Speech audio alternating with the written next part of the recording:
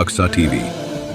الحمدللہ رب العالمین والصلاة والسلام علی سید الانبیاء والمرسلین وعلی آلہ وصحبہ اجمعین، اما بعد۔ محترم بزرگوں، عزیز بھائیوں، پیاری بہنوں، رمضان المبارک کے اس سلسلے درس قرآن میں آج ہم چھٹے پارے کا پیغام سمجھیں گے۔ یہ پارہ ہمیں سکھاتا ہے کہ ایمان صرف دعوے کا نام نہیں بلکہ اطاعت، وفاداری اور ثابت قدمی کا نام ہے۔ اللہ کو کون سا عمل پسند نہیں؟ پارے کے ابتدا میں فرمایا گیا، اللہ برے قول کو پسند نہیں کرتا سوائے اس کے جس پر ظلم کیا گیا ہو، یعنی گالی دینا، بہتان لگانا، بد زبانی اللہ کو ناپسند ہے، لیکن مظلوم کو حق ہے کہ وہ اپنا دکھ بیان کرے۔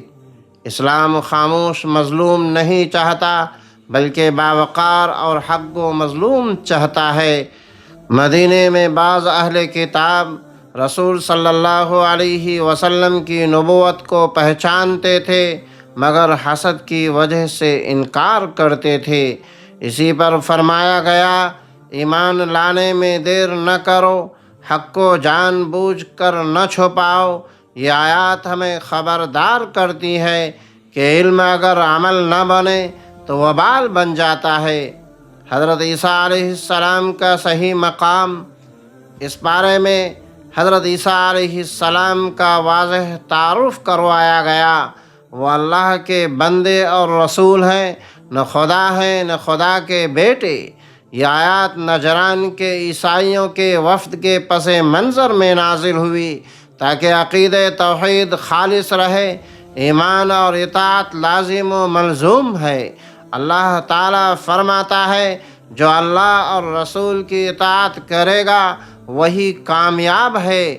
یہ آیات اس وقت نازل ہوئی جب کچھ لوگ زبانی ایمان لائے مگر فیصلے میں نبی کریم صلی اللہ علیہ وسلم کو حکم ماننے سے کتراتے۔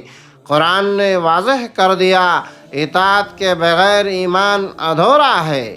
شہداء کی زندگی، عظیم خوشخبری۔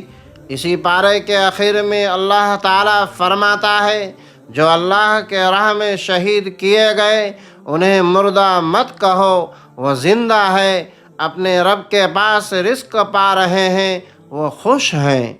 دین کے راستے میں قربانی کبھی ضائع نہیں جاتی۔ اس پارے کے اہم احکامات یہ ہیں کہ بد زبانی سے بچنا، مظلوم کی مدد کرنا، توحید کو خالص رکھنا، رسول صلی اللہ علیہ وسلم کی مکمل اطاعت، دین کے لیے قربانی کا جذبہ۔ بھائیو، یہ پارہ ہمیں سکھاتا ہے کہ ایمان زبان نہیں عمل کا نام ہے۔ حق پہچان کر انکار سب سے بڑا گناہ ہے۔ دین کے لیے قربانی دینے والے کبھی ناکام نہیں ہوتے۔ رمضان ہمیں وفاداری اور اطاعت کی عملی تربیت دیتا ہے۔ یا اللہ ہمیں خالص ایمان عطا فرما، ہمیں حق پر ثابت قدم رکھ اور ہمیں دین کے لیے قربانی دینے والوں میں شامل فرما۔